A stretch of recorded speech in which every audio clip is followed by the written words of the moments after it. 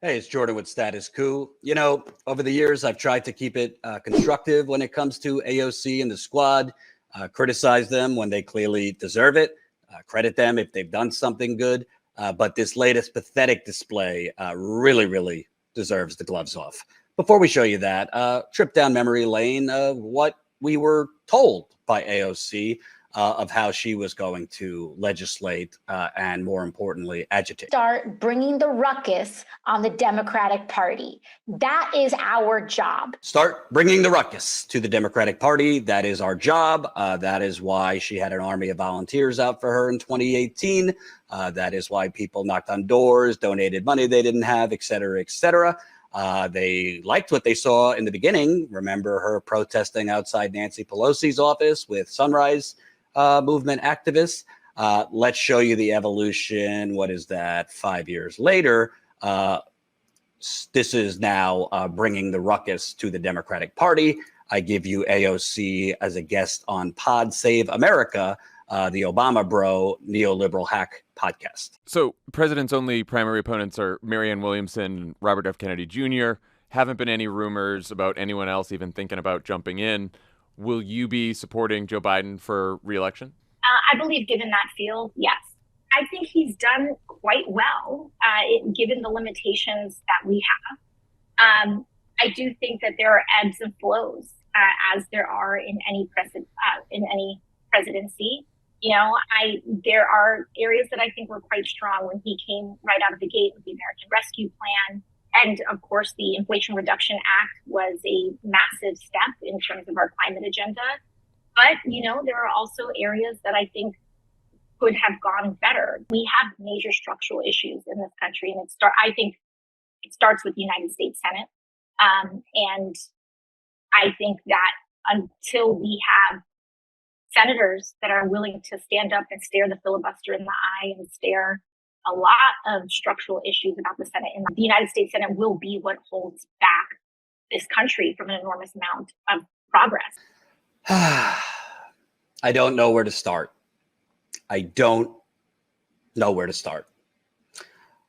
First of all, when you are similar to Bernie Sanders endorsing Joe Biden, which, given her massive following, particularly among young people, that Biden has been hemorrhaging support among young people who held their nose and voted for Biden in 2020, who held their nose and voted in 2022 midterms, not for Biden, primarily based on the Supreme Court overturning Roe v. Wade, and deserved or not, you have a very popular figure among young people, particularly young people not like diehards into politics, just know AOC, kind of like her based on the celebrity appeal, what have you. And you get nothing for that endorsement, not an executive action, not even a hollow pledge to take action on something. It's political malpractice. Unless I'm missing something, she got diddly squat for that endorsement, and she'll be on the road campaigning for Biden, because clearly he doesn't want to be on the road campaigning for himself, or can't be on the road campaigning for himself. But let's go through a couple points she made here. She referenced given the field, referencing Marianne Williamson and RFK Jr. Now, devil's advocate could say, well, Jordan, right now Marianne Williamson is polling anywhere between 5 to 8%.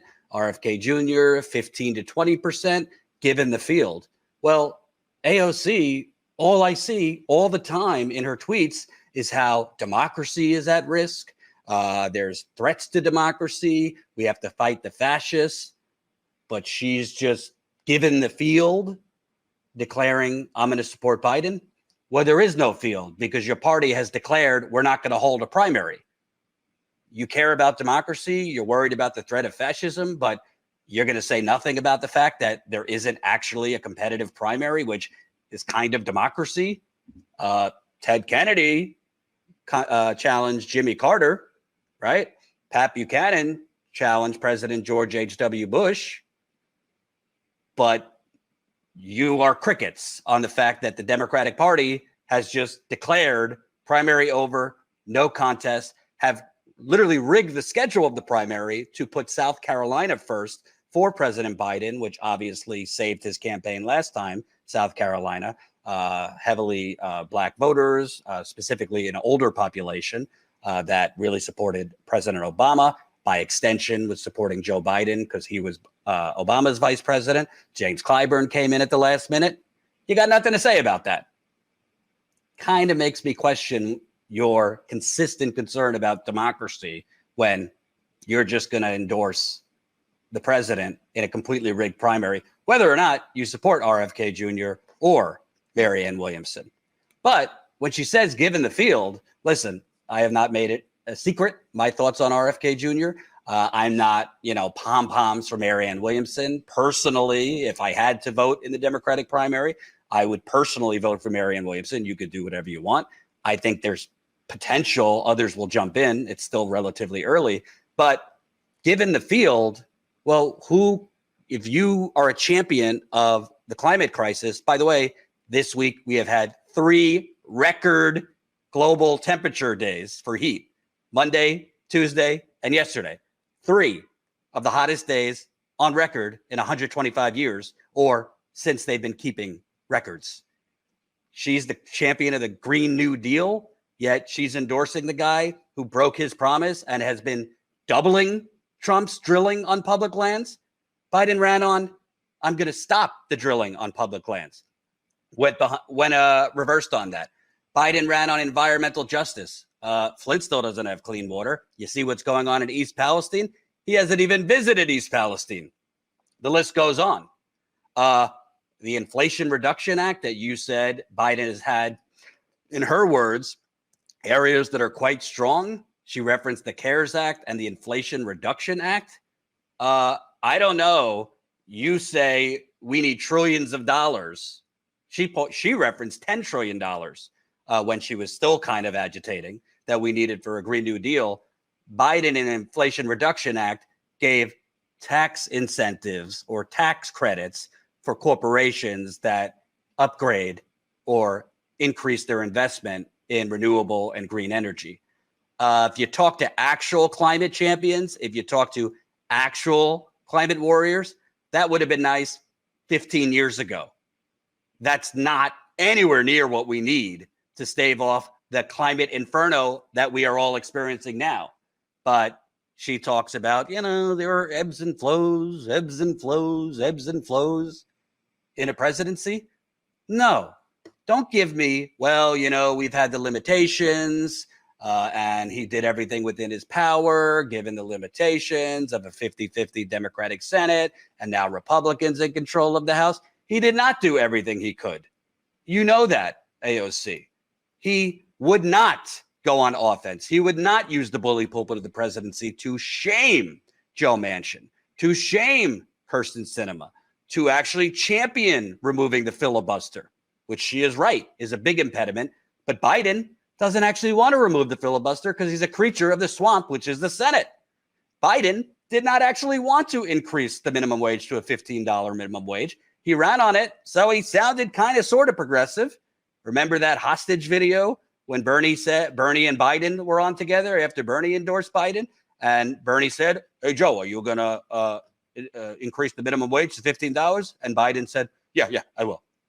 First thing he did as president was moonwalk away from that with the bullshit excuse of, the parliamentarian says we can't put it in the COVID Relief Act.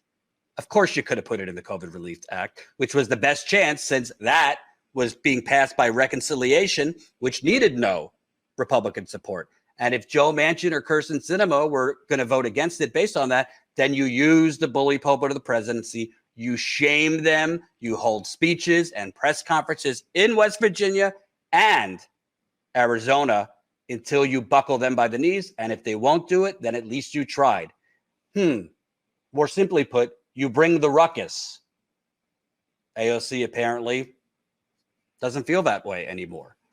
Marianne Williamson, whether you support her or not, based on what AOC claims are her top priorities, Marianne Williamson should be her candidate because she would go a lot more aggressively when it comes to the climate crisis, when it comes to record temperatures, extreme storms. I mean, this is just from her website. And again, I'm not like standing for Marianne Williamson, but on what AOC claims is her top priorities, the climate inferno, Marianne Williamson goes a lot further than Joe Biden. Here's just a few: expand investments to reach 100% renewable energy and dramatically reduce CO2 emissions by 2035, reinstate and expand energy and mileage efficiency investments, transition away from fossil fuel energy and halt all new fossil fuel projects. Halt all new fossil fuel projects.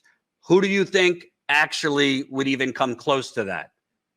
Joe Biden, who's continuing on with Obama and Trump with fracking the hell out of the country, or Marianne Williamson? And again, she's not my, top choice. Politically, I would support Cornel West on policy and temperament and aggression more than Marianne Williamson, who I think is a nice woman. Obviously, her campaign has had issues. She is now, I think, on her third campaign manager in just a few months.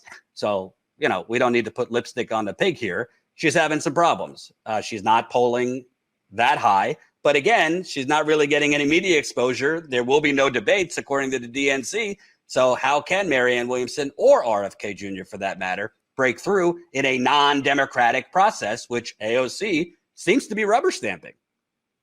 At the end of the day, I'm not like others who just throw the baby out with the bathwater. I try not to just go for clicks to call people sellouts, but this is selling out.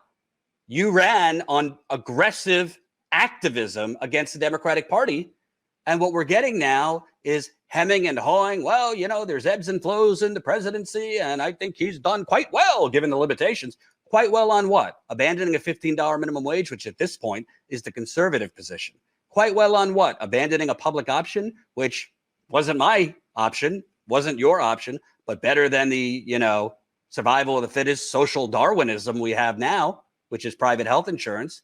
He's behind the scenes trying to privatize Medicare, which I've interviewed healthcare experts like Michael, why is his name escaping me? Michael Leidy from the Sanders Institute,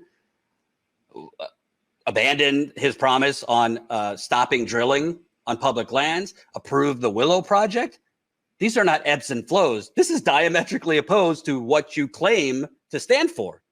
Well, maybe there is a method to the madness. Maybe there is a method to the madness.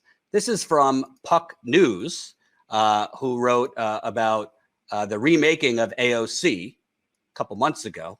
In subtle ways, AOC's posture seems to have shifted as of late, signaling that she is perhaps a bit more curious about pursuing the inside game. Sure, she tried to shoot for the king and missed when she endorsed challenger Alessandro Biaggi against establishment favorite and DCCC chair Sean Patrick Maloney. But she also only endorsed 3 House challengers in the last election. They all lost. And sure, she voted against the bipartisan infrastructure deal, but she kept her head down during the Build Back Better negotiations, letting Pramila Jayapal take the lead, and ultimately voted for the Inflation Reduction Act. During her 15 opportunities amid the speaker vote chaos to suggest a leader for the party other than Hakeem Jeffries, with whom she clashed in the past, she kept her powder dry and voted for him every time. Even her vice-ranking role on the Oversight Committee suggests that after years of inhabiting the Pelosi penalty box, Jeffries may be dispensing with bygones. She's become a better soldier. Yeah, you got that right. Another member of Congress said, I don't think she's being marginalized, but I don't think anyone is going out of their way to empower her either. So much bad blood was built early on. Optically, AOC and Jeffries, who hail from neighboring districts, look like a powerhouse representation of the next generation of the Democratic Party. But their paths to power have been very different. Jeffries has played the inside game, focusing on building relationships and passing legislation. By the time he was in his third term, he had passed 3 pieces of legislation that he wrote and introduced. He's shown deference and respect to Pelosi, which likely helped to clear the field for him.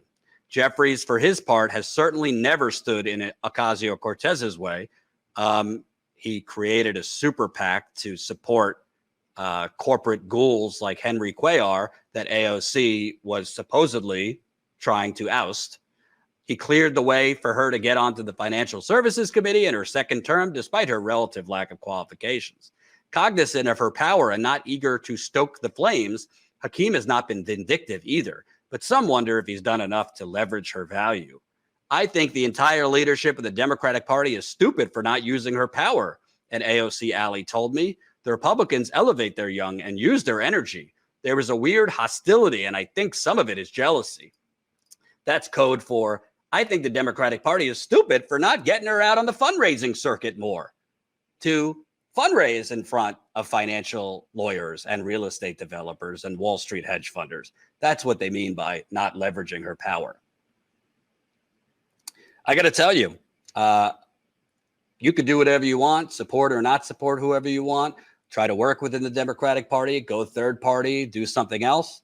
But this is why so many leftists are leaving the Democratic Party. This is why so many leftists feel deflated, feel like they have no leaders, because the people that they put their neck outs for, that they took time to knock on doors for, to volunteer, to phone bank, to text bank, to donate to, are literally making endorsements without getting anything for it, making endorsements without giving a damn that the DNC is openly hostile to democracy at this point, and just canceling democracy, which would be a competitive primary, which 5 years ago, you sure know AOC would have had something to say about.